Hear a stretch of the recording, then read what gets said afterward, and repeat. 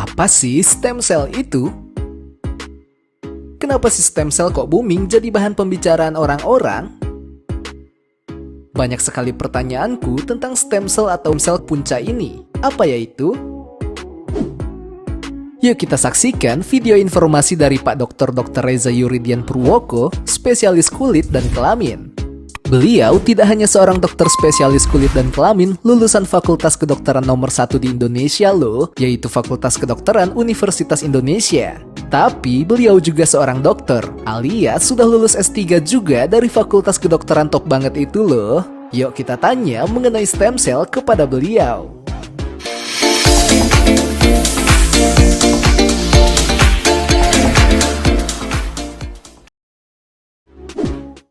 Apa sih stem cell itu, Dok?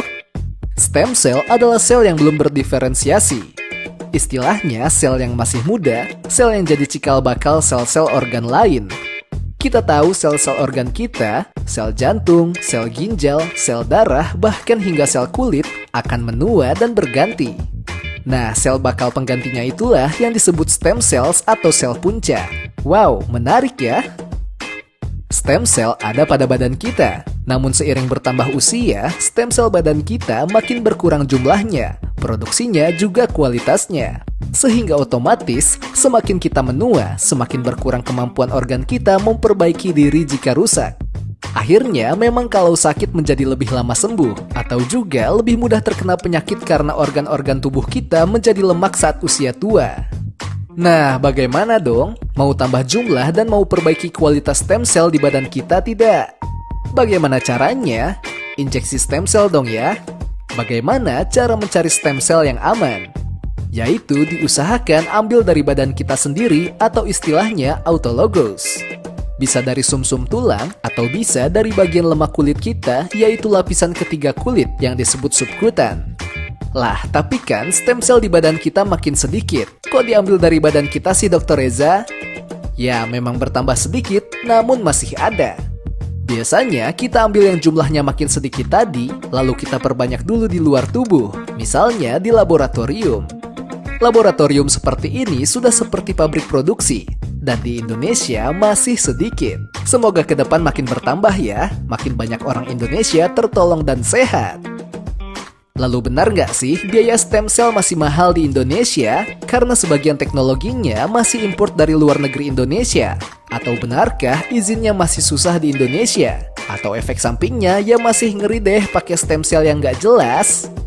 Jangan khawatir, banyak cara kok meningkatkan, at least paling tidak mempertahankan kadar dan jumlah stem cell dalam badan kita terjaga dengan baik serta optimal. Salah satunya adalah dengan pola hidup sehat, istirahat cukup, konsumsi makanan bernutrisi baik, dan olahraga rutin. Pak Dr. Reza bersama Bu Dr.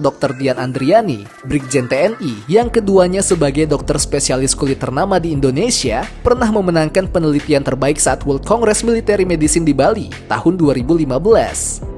Saat itu, keduanya melakukan penelitian stem cell yang keren, yaitu menemukan bahwa olahraga rutin yang dilakukan para tentara militer setiap hari terbukti menguatkan kesehatan tubuh dengan meningkatkan dan memperbaiki kualitas stem cell badan kita. Beda dengan orang-orang yang jarang, malah tidak pernah atau malas berolahraga. Jumlah plus kualitas stem cell-nya menjadi rendah serta kurang baik. Akhirnya, yang rutin olahraga jadi awet muda sehat sentosa, yang jarang atau malas berolahraga jadi mudah sakit-sakitan. Kalau sakit kan lama sembuhnya. Yuk berolahraga yang tepat supaya sehat stem cell badan kita. Dr. Reza juga pernah melakukan penelitian dan diakui dunia internasional dalam publikasi ilmiahnya. Dr. Reza bersama para mahasiswa-mahasiswi S2-nya terbukti bahwa jika kita rutin ambil nutrisi dari darah kita sendiri dan rutin berikan ke stem cell, misalnya kalau di klinik dengan olahan darah disebut PRP, maka kita akan dapat banyak nutrisi dari faktor pertumbuhan di dalam sel darah yang disebut trombosit, dan stem cell badan kita menjadi makin baik sehabis nutrisi. Ini juga rutin dilakukan para artis-artis Hollywood, salah satunya Kim Kardashian dan Madonna, yang menyebutnya ini cara facial ala vampire, alias pakai darahnya sendiri, dioles atau disuntik ke kulit wajah supaya awet-awet muda. Wow, mantap ya! Lalu bagaimana kalau kita masukkan stem cell dan nutrisi sekaligus? Kayak Pak Dr. Reza sendiri sudah 6 kali loh dalam 7 tahun melakukan stem cell buat wajahnya. Makanya kok awet muda ya? Padahal usia sudah di atas kepala 5 loh dianya. Nah, terakhir itu perlu yang disebut cetakan. Eits, bukan cetakan sembarang cetakan ya. Emangnya kue agar-agar. Jadi, yang disebut cetakan di sini adalah scaffold, penyangga stem cell yang sudah diinjeksikan ke kulit tadi, yang berkembang dengan diberi nutrisi PRP dari darah sendiri. Perlu dicetak kencang kembali kulitnya dengan benang-benang sebagai scaffold atau penyangga cetakan. Alhasil, kulit jadi tercetak kencang lagi tanpa operasi, natural alami diambil stem cell dan nutrisi PRP dari badan sendiri. Makin sehat, makin awet muda dong semua orang. Ya, itulah pentingnya riset dan inovasi. Yuk mari kita coba treatmentnya ke klinik Pak Dr. Reza di klinikutamasegara.com. Jangan lupa subscribe ya. Kalau ada pertanyaan, please ketik di komen ya. Sehat-sehat semua ya. Yang subscribe and komen positif, kami doakan stem cell-nya bagus terus. Amin. Sekian dan sampai jumpa di video berikutnya.